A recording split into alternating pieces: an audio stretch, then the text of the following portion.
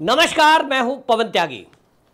राहुल गांधी को ईडी का डर सताया है और उन्होंने एक्स पर पोस्ट करते हुए लिखा कि मेरे चक्रव्यूह वाले भाषण के बाद ईडी का छापा मेरे ऊपर पड़ने वाला है। वो ईडी के डायरेक्टर को टैग करते हुए लिखते हैं कि आइए आपके स्वागत में चाय बिस्किट मेरी तरफ से है। आखिरकार राहुल गांधी को ये जो खबर मिली है ये कहां से मिली? तो वो कहते हैं कि ईडी के हमारे अपने सूत्रों के अनुसार मुझे ये जानकारी मिली है। तो सबसे पहली बात तो ये सिद्ध होती है कि आज भले ही पिछले 10 साल से मोदी जी देश के प्रधानमंत्री हैं, लेकिन राहुल गांधी ने एक्स पर पोस्ट करते हुए जो लिखा है उसके अनुसार ईडी में उनकी इतनी पहचान है कि डायरेक्टर लेवल पर अगर कोई मीटिंग हुई होगी, सोचिए राहुल गांधी के घर अगर छापे मारने की बात चल रही है तो कोई ऐसा तो है नहीं कि इंस्पेक्टर रैंक के लोग मीटिंग कर रहे होंगे। ईडी का डायरेक्टर, डिप्टी डायरेक्टर, इस लेवल के अधिकारियों के बीच बात हुई होगी और टॉप 3 लेवल के अगर ईडी के टॉप 3 अधिकारी और वो कोई बात कर रहे हैं और वो राहुल गांधी के पास तक आ रही है, इसका मतलब आप समझ रहे हैं?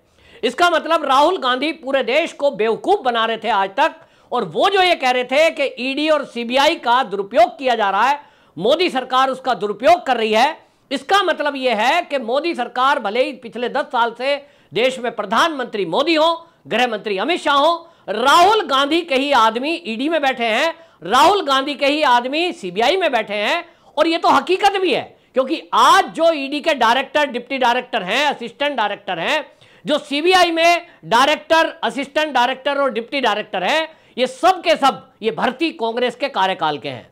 अब इसमें कौन किस जात का है इसकी भी जिम्मेदारी राहुल गांधी की है, क्योंकि ये कांग्रेस के कार्यकाल के भर्ती हैं। अब राहुल गांधी जो ये कह रहे हैं, तो पहली बात तो ये कि मोदी सरकार की इसमें कुछ नहीं चल रही है, और अब आप देखिए कि अंदर तक इनके आदमी बैठे हैं जो राहुल गांधी को मिनट मिनट की खबर देते हैं। इसी तरह से आपने बयान सुना होगा केजरीवाल का, आम आदमी पार्टी के नेताओं का, वो भी हमेशा ये पहले ही बता दिया करते थे कि देखो अब हमारे घर सीबीआई आने वाली है। हमें सूत्रों से पता लगा है, यानी director, deputy director, assistant director level में जो अधिकारी बैठे हैं वो मोदी जी के सरकार में आज भले ही हो, वो जो डायलॉग है कश्मीर फाइल का कि सरकार भले ही तुम्हारी हो, सिस्टम हमारा है, तो इसका मतलब सिस्टम विपक्षी पार्टियों का है।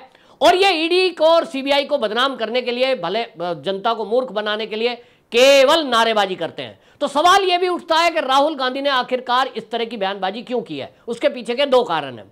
एक तो यह कि राहुल गांधी को अच्छे से पता है कि 2016 से वो जमानत पर हैं। सुप्रीम कोर्ट ने नेशनल हेराल्ड मामले में सोनिया गांधी और राहुल गांधी, ये दोनों लोग जमानत पर हैं। इस मामले में सुब्रमण्यम स्वामी जो भारतीय जनता पार्टी के नेता हैं, सुप्रीम कोर्ट के लॉयर हैं, उन्होंने नेशनल हेराल्ड का घोटाला खोला था और उन्होंने बाकायदा इसमें एक एफआईआर दर्ज कराते हुए कहा कि नेशनल हेराल्ड मामले में जवाहरलाल नेहरू ने जिस संस्था को बनाया था एजेएल, उसका अवैध रूप से, गलत तरीके से, जनता के पैसे से, शेयर मनी से, और इसके मालिक बन गए हैं राहुल गांधी, सोनिया गांधी। इसमें 5000 करोड़ रुपए का घोटाला हुआ है, जिसमें प्राइम लोकेशन पर बड़े शहरों में, महानगरों में बड़ी बड़ी बिल्डिंग है जिनको किराए पर दे दिया गया, कई में मॉल बन गए, और इस तरह से वो संपत्ति अर्जित की है अवैध तरीके से। इस मामले में फ्रॉड की जांच होनी चाहिए। जो सुब्रमण्यम स्वामी है उन्होंने एप्लीकेशन दी 2012 में, और उसके बाद जांच हुई, ईडी ने जांच की, कुछ तथ्यों को सच पाया गया, क्योंकि हमारे भारत में पटना जो बिहार की राजधानी है, वहां उत्तर प्रदेश की राजधानी लखनऊ, और आपको बताऊं मुंबई महाराष्ट्र की राजधानी, और इसी तरह दिल्ली देश की राजधानी, वहां और चंडीगढ़ में ऐसी प्राइम लोकेशन पर जो आज कीमत उनकी अरबों में है, वो बिल्डिंग्स, नेशनल हेराल्ड की बिल्डिंग, और वहां सब जो है, अब आप समझिए अभी तक इस मामले में, हालांकि एफआईआर जब हुई थी तब उसमें वहां सोनिया गांधी, राहुल गांधी, मोतीलाल वोरा, ऑस्कर फर्नांडीज, पत्रकार सुमन दुबे और इनके चाचा जी राहुल जी के सैम पित्रोदा, इनके नाम एफआईआर दर्ज है। जांच अभी होना बाकी है, क्योंकि सुप्रीम कोर्ट में केस गया था और सुप्रीम कोर्ट में इन्होंने व्यक्तिगत जो उपस्थिति है उससे छूट पाई थी, इनको व्यक्तिगत उपस्थिति से छूट मिली, सुप्रीम कोर्ट ने इनको छूट दे दी और यह कह दिया कि जब जांच की आवश्यकता होगी आप बुलाएंगे, हम उपस्थित हो जाएंगे। तो आपको ही पता होगा चुनाव के पहले भी इन दोनों को बुलाया गया था और इसी तरह का हल्ला काटा था इन्होंने। सड़कों पर कांग्रेसी उतर गए थे, राहुल गांधी जिंदाबाद के नारे लग रहे थे, और यही सब आम आदमी पार्टी के नेता करते हैं। अगर कोई एजेंसी पूछताछ के लिए किसी को बुलाती थी तो ये इसी तरह सड़कों पर उतरकर बवाल काटते थे और ये कहते थे देखो जी दुरुपयोग हो रहा है। लेकिन ये बात अलग है कि आज जो आम आदमी पार्टी के आप देखिए, चाहे वो मनीष सिसोदिया है, सत्येंद्र जैन है और अरविंद केजरीवाल खुद जो दिल्ली के सीएम है, जेल की सलाखों के पीछे हैं। आज वही सुप्रीम कोर्ट आप देखिए कि तथ्यों को देखने के बाद, सबूतों को देखने के बाद उनकी जमानत मंजूर नहीं कर रही है। सुप्रीम कोर्ट का कहना यह है कि कहीं ना कहीं गड़बड़ी हुई है, घोटाला हुआ है। इसी तरह अब राहुल गांधी को लग रहा है कि जब इनकी जांच होगी, क्योंकि अभी तक जांच पूरी नहीं हुई, सहयोग किया नहीं, पिछली बार भी इनको बुलाया था, सोनिया गांधी को भी बुलाया था, तो बीमारी का बहाना बना दिया। राहुल गांधी चाय कॉफी पीकर आ गए और वो कह रहे हैं कि राहुल गांधी ने तो बाहर आके मजाक उड़ाया था ईडी का, सीबीआई का भी, ये हमेशा ऐसा ही होता है। तो कुल मिलाकर के राहुल गांधी ईडी से जो ये डर रहे हैं, उनका डर सच्चा है, क्योंकि उनको ये पता है कि अब चुनाव निपट गए हैं। चुनाव से पहले अगर इनकी गिरफ्तारी होती तो ये कांग्रेसी सड़कों पे उतरते और इसके कारण ये सिंपैथी वोट बटोरते और कहते साहब मोदी जी राहुल गांधी से डर गए। राहुल गांधी को हीमैन बनाया जा रहा था, टी शर्ट में घुमाया जा रहा था और किस तरह से उनका पीआर किया जा रहा था, यानी उनका प्रचार किया जा रहा था, देखो जी राहुल गांधी, और वो कहते थे डरो मत, वो डरो मत का स्लोगन दिया और राहुल गांधी को ऐसा प्रोजेक्ट किया गया जैसे वाकई में मोदी जी इसी से डरते हैं। अब आप देखिए, राहुल गांधी कह रहे हैं मेरे चक्रव्यूह वाले भाषण के बाद कुछ लोगों को मेरा भाषण पसंद नहीं आया। भाई आपके भाषण की तो हंसी उड़ रही है, आपको चक्रव्यूह के बारे में पता नहीं। चक्रव्यूह की रचना महाभारत का अगर आप घटना लेते हैं तो उसमें वो घटना को आप ले रहे हैं, तो यहां कैसे वो सिद्ध हो रहा है? आप अर्जुन की आंख बता रहे हो, अपने को अर्जुन बता रहे हो कि मेरी आंख तो जैसे मच्छी पर अर्जुन की निगाह थी, मेरी जातिगत गणना पर है। आप तो उल्टे गिर गए, क्योंकि अब आपकी जाति पूछी जा रही है तो आप जाति बताने को तैयार नहीं हो। अब तो आपका धर्म भी पूछा जा रहा है, बीजेपी के नेताओं ने पूछ लिया कि भाई राहुल गांधी का तो धर्म भी पता नहीं। अब ये मां का धर्म अपनाए हुए हैं, दादी का धर्म अपनाए हुए हैं, पिता का धर्म अपनाए हुए हैं, क्या धर्म अपनाए? तो राहुल गांधी जी अब डरे हुए आप हैं और ईडी से इतना डर रहे हैं कि जमानत याचिका लगाकर सुप्रीम कोर्ट में रोक लगाई हुई है, लेकिन अब आपसे पूछताछ होना बाकी है। तो गिरफ्तारी का डर सता रहा है, पहले से चिल्लाना शुरू कर दो। ठीक ऐसे हो गया जैसे कोई झगड़ा करके आए, किसी का सिर फोड़ आए, कोई अपराध कर आए और मोहल्ले में आके चिल्लाना शुरू कर दे, देखो बदले की भावना से अब भाजपा मुझे गिरफ्तार करवाने वाली है। अरे भैया तुम झगड़ा लफड़ा करके आए हो, पिटाई करके आए हो, किसी का सिर फोड़ के आए हो, पुलिस तो आएगी। नेशनल हेराल्ड मामला अभी पेंडिंग है, जांच अधूरी है, ईडी के पास घोटाले के सबूत हैं। 5,000 करोड़ की संपत्ति आंकी गई, जिसको गलत तरीके से उसके शेयर लेकर सोनिया गांधी और राहुल गांधी ने वो शेयर लेकर उसका मालिकाना अधिकार प्राप्त किया है, डायरेक्टर बन गए। तो राहुल गांधी को और सोनिया गांधी को दोनों को अच्छे से पता है कि आज नहीं तो कल उनकी गिरफ्तारी होनी ही है।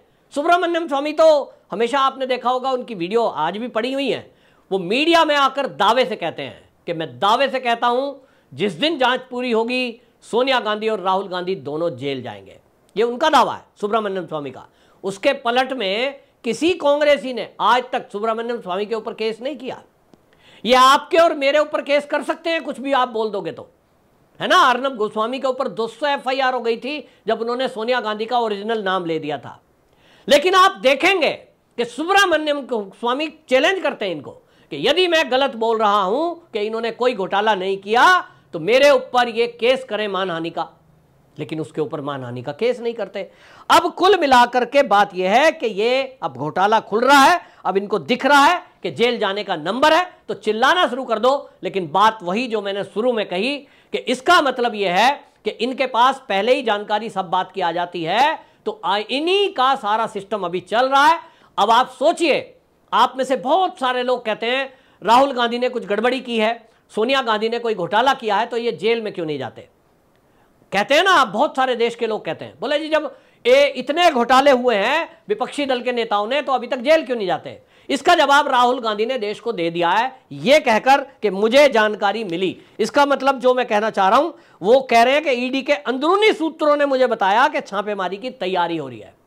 अब ईडी के अंदरूनी सूत्र यदि राहुल गांधी के कहने में चलेंगे और यदि आम आदमी पार्टी के नेताओं के कहने में चलेंगे तो अब आप समझ सकते हैं कि मोदी जी की सुनता कौन है। यह बात अलग है, केस को लटकाए भटकाए जाते हैं। अब आप सोचिए 10 साल में ये जेल नहीं जा पाए, फिर कोर्ट में केस चलेगा, कोर्ट में खड़ा करने के लिए इनके पास बड़े बड़े वकील हैं, फिर वहां भी केस को लंबा लटकाया जाएगा। और राहुल गांधी का आपने देखा ही है, मोदी कम्युनिटी को लेकर जैसे ही निचली अदालत ने 2 साल की सजा बोली, राहुल गांधी की सदस्यता गई। सुप्रीम कोर्ट ने तत्काल उस पर स्टे लगा दिया और सजा पर भी रोक लगा दी, उनकी सदस्यता बहाल हो गई। यह है, तो इसलिए इनको अहंकार है कि तुम एजेंसियों पे दबाव देकर पहले फैसला करा लो, हम कोर्ट में लटकाएंगे, क्योंकि वहां भी हमारे ही आदमी बैठे हैं, सिस्टम में इनके आदमी बैठे हैं।